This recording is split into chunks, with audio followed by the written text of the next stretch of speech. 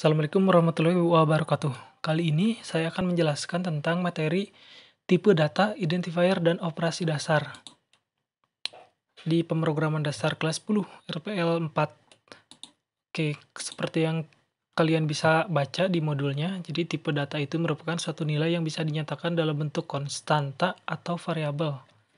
Nah, kalian perlu tahu apa itu bedanya konstanta dan variabel. Terdapat berbagai jenis tipe data dalam setiap bahasa pemrograman.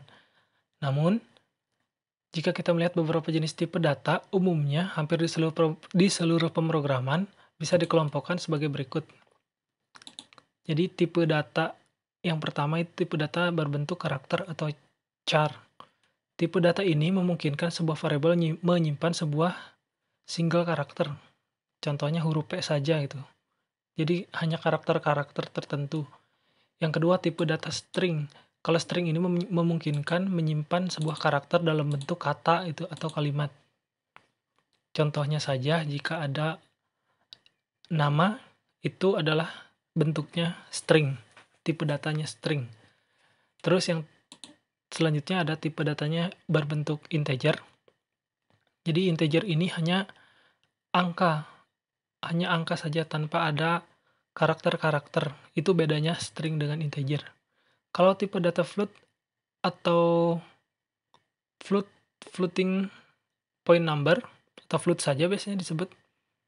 Nah, itu bedanya itu dengan integer. Kalau integer itu bilangannya dia bulat, tidak ada komanya. Kalau misalkan float, dia datanya itu ada komanya, misalkan 6,5. Selanjutnya ada boolean atau bool. Kalau boolean itu hanya ada 2 nilainya. Kalau enggak 1, ya 0. Kalau enggak true, ya false. Kalau enggak benar atau salah, cuma gitu aja. Lalu ada juga tipe data itu array. Jadi kalau tipe data array ini, tipe data yang pada dasarnya merupakan kumpulan sejumlah variabel bertipe data sama. Contohnya misalkan nilai. Nilai itu ada 1, 2, 3, 4, 5. Nah, kalau nilai tersebut sebenarnya merupakan satu persatu dari pecahan dari variabel integer kalau yang di sini. Nah, dia jika menjadi satu, maka ini disebutnya dengan kumpulan nilai kalau bahasa normalnya kan. Nah, kalau di bahasa pemrograman itu disebutnya dengan array. Seperti itu. Nah, kalau array itu dia memiliki indeks. Indeks itu seperti urutan. Nah, cuman untuk array ini dia tidak dimulai dari 1, tapi dimulainya dari 0. Contohnya seperti ini nanti. Ada array ke 0 nilainya 1, 2, 3. Ada array kedua nilainya 4, 5. Biasanya itu dalam bentuk kelompok data. Nah, yang kedua ada identifier. Jadi identifier itu identifikasi atau pengidentifikasian yang kita deklarasikan agar compiler dapat mengenalinya.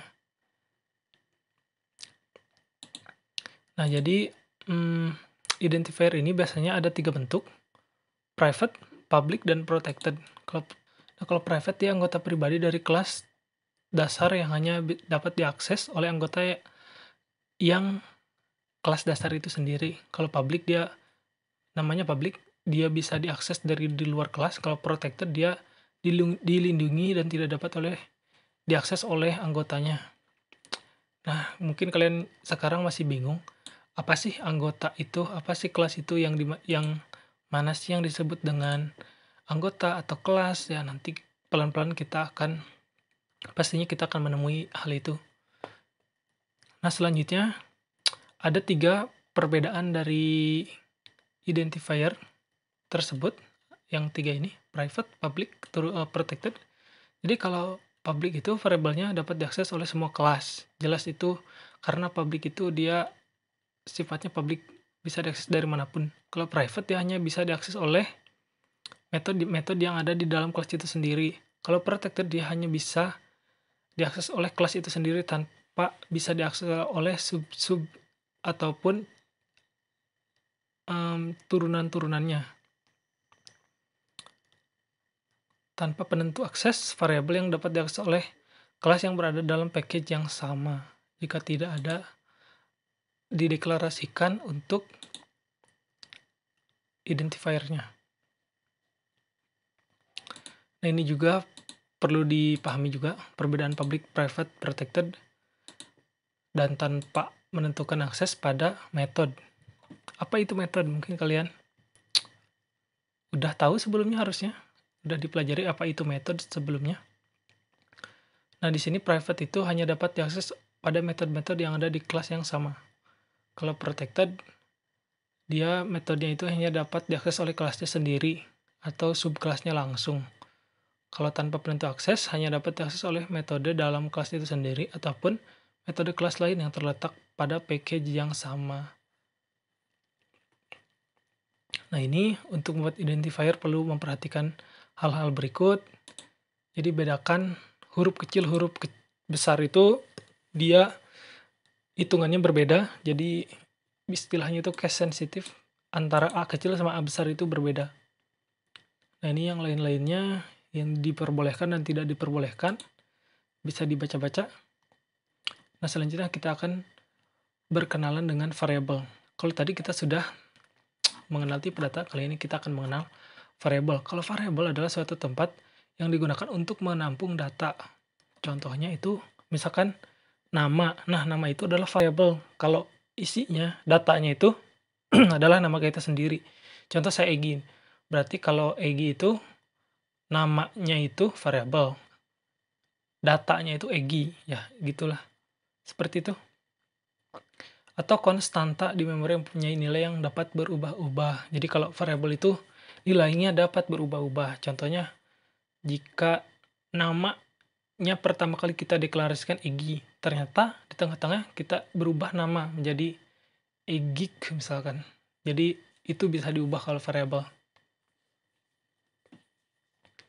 Variabel hanya dapat menyimpan satu data nilai saja. Itu yang perlu diperhatikan.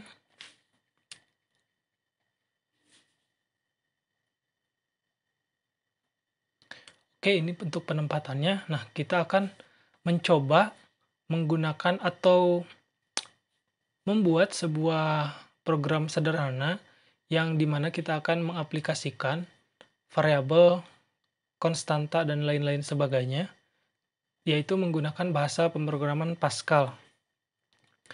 Oh iya, kalau konstanta itu jenis variabel yang nilainya tidak bisa diubah atau fix gitu. Contohnya itu misalkan yang paling umum itu pi, nilai-nilai yang sudah pasti. Yang pi itu misalkan yang 22/7 itu. 22/7 di matematika, nah itu sudah kan nilainya sudah pasti dan tidak bisa diubah-ubah. Jadi ketika kita mendeklarasikan pi, nah sebelum kita lanjut ke jenis-jenis operator yang ada dalam pemrograman Pascal, sebenarnya kalau operator-operator itu sama seperti matematika. Operasi dasar itu seperti penjumlahan, pengurangan, penambahan. Nah, untuk bisa mempelajari ini dan untuk lebih mengerti tentang tipe data identifier kayak tadi konstanta dan variabel, kita harus mencobanya langsung di salah satu bahasa pemrograman dasar. Dan kali ini kita akan pilih yaitu Pascal. Nah, untuk menjalankan Pascal, kalian perlu menginstal aplikasi yang bernama Free Pascal. Nah, Free Pascal ini bisa kalian install di laptop kalian, bisa di Windows, Linux, ataupun macOS. Nah, ini kalau misalkan laptop kalian 64 bit, pakainya yang ini ya. Kalau misalkan laptop kalian 32 bit, pakainya yang ini. Nah, untuk pengguna Android, jangan khawatir. Pascal NIDE Editor and Compiler Programming. Nah, kalian cari di Google Play Store. Jadi nanti bentuknya seperti ini. Kalian tinggal install saja dan untuk kode-kodenya sama.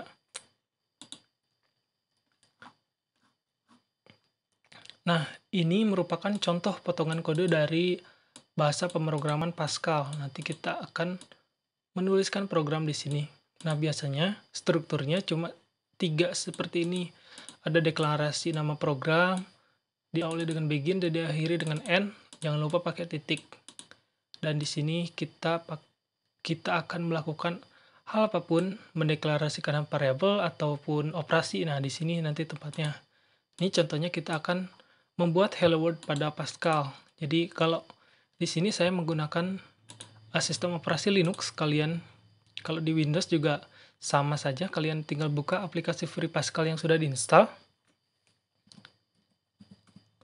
Lalu kalian buka text editor seperti Notepad, lalu buat aplikasi ini, simpan dengan file berupa .pas belakangnya. Save as saja nanti kalau di Notepad. Kalau saya contohnya ini memakai Nano, saya akan tunjukkan dulu, misalkan tes.pas PAS.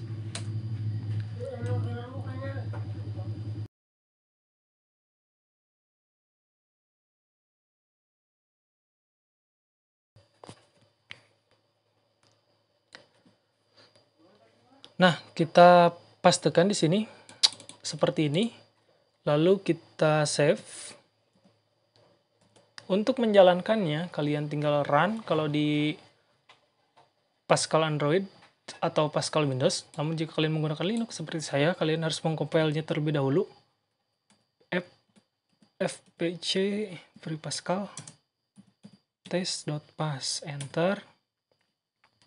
Nah, dia sedang nge-linkin ke aplikasinya sendiri dan dia sudah build, dan untuk menjalankannya kalian /test. Nah, di sini kita sudah membuat aplikasi Hello World pertama kita di pemrograman Pascal. Seperti ini. Kalian juga bisa membaca tutorial-tutorialnya di internet seperti ini. Nah, jika kalian menggunakan Windows, pasti kalian akan menemui IDE seperti ini. Kalian tinggal paste saja, lalu di atas tuh ada klik saja run, lalu klik run lagi. Nanti oke, nanti akan muncul outputnya juga sama seperti ini, Hello World. Oke, selanjutnya kita akan melakukan penjumlahan sederhana di Pascal. Nah, kalau kita lihat di contoh seperti ini, kalau kalian memakai Windows, pasti compilernya seperti ini atau IDE-nya seperti ini. Nah, untuk mendeklarasikan variabel, jadi itu caranya seperti ini, tinggal var x, y, bentuknya di sini byte misalkan.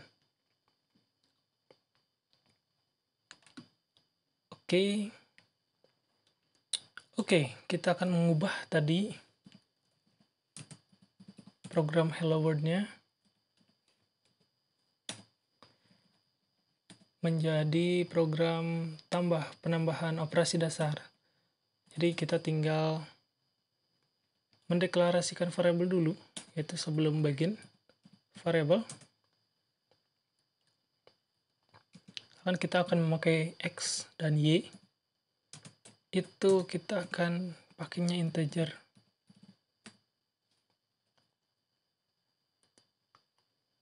Kalau kalian lihat di sini ada use crt, itu artinya dia untuk nge-clear layar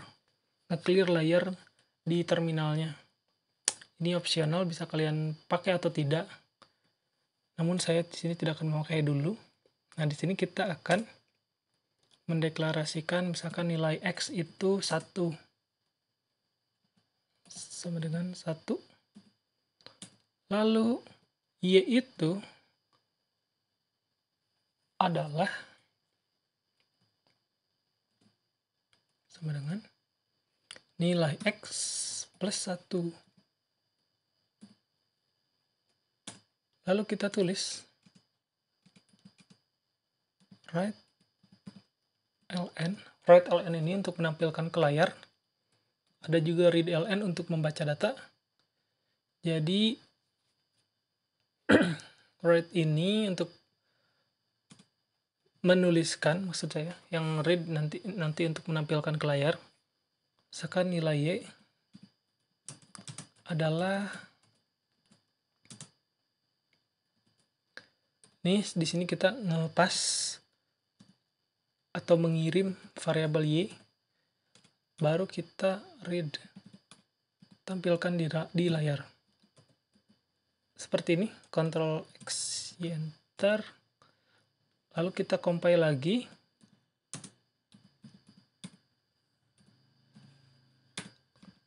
.pas. Pastikan tidak ada error ya, seperti ini. /test. outputnya. Nah, dia adalah 2 outputnya. Kenapa bisa jadi 2 di sini? Padahal kalau kita lihat,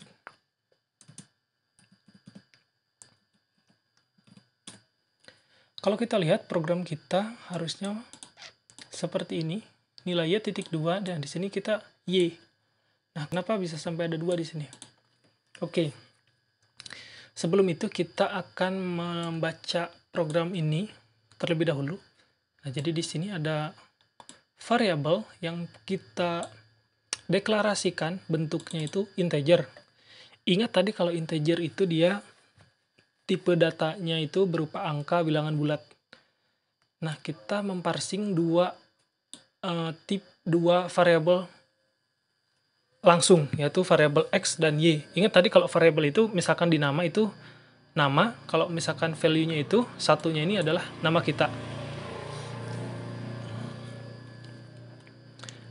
Lalu x kita kasih nilai titik 2 sama dengan, kita kasih nilai itu 1. Lalu y itu adalah nilai x 1, kita tambahkan dengan 1. Jadi ketika di write nilai y di sini, nah ini kalau yang ini dia string atau teks doang gitu, yang ini. Nah, kalau y ini dia dapatnya dari sini. Ingat pisahin pakai koma. Jadi di sini dia ngeprint sebuah variabel. Lalu kita read ln. Read ln maksudnya tampilkan ke layar. Seperti itu. Nah, kalau contoh lagi, kita misal ingin yang nilai y ini tidak kita tulis di sini, tapi kita deklarasikan dulu sebagai sebuah variabel. Oke, kita akan coba ya. Kita menggunakan text editor nano. Di sini var misalkan s.2 string. Ingat tadi string itu dia bisa angka ya. Nah, di sini dia s, ingat s-nya itu s kecil. Nah, di sini karena dia string dan kemungkinan ada spasi, maka dia bisa memakai petik seperti itu. Nah, sekarang di sini jadinya dia tinggal s saja. Kita coba compile. Oke, tidak ada error, dan kalau kita jalankan, dia outputnya tetap sama. Untuk membuktikan bahwa itu adalah dari variabel, var kita tambahkan seperti itu. Lalu kita compile, kita jalankan. Nah, ini adalah yang kita tuliskan barusan di sini. Jadi seperti itu ya untuk pendeklarasian variabel, pengisian nilai, tipe datanya, dan operasi dasarnya. Kalau di sini tambah ya. Oke. Kalau misalkan kurang jelas, silahkan kalau ingin bertanya. Nah, kalau misalkan pengen menjalankan ini di Android, bisa juga copy saja ini sintak ini. Copy dan jalankan di Android menggunakan aplikasi ini. Ini pasti jalan sama dia. Kalau kita lihat, nah dia bentuknya sama kan. Tinggal dicentang nanti nih. Di klik yang di sini aja, di run. Outputnya nanti akan sama. Oke.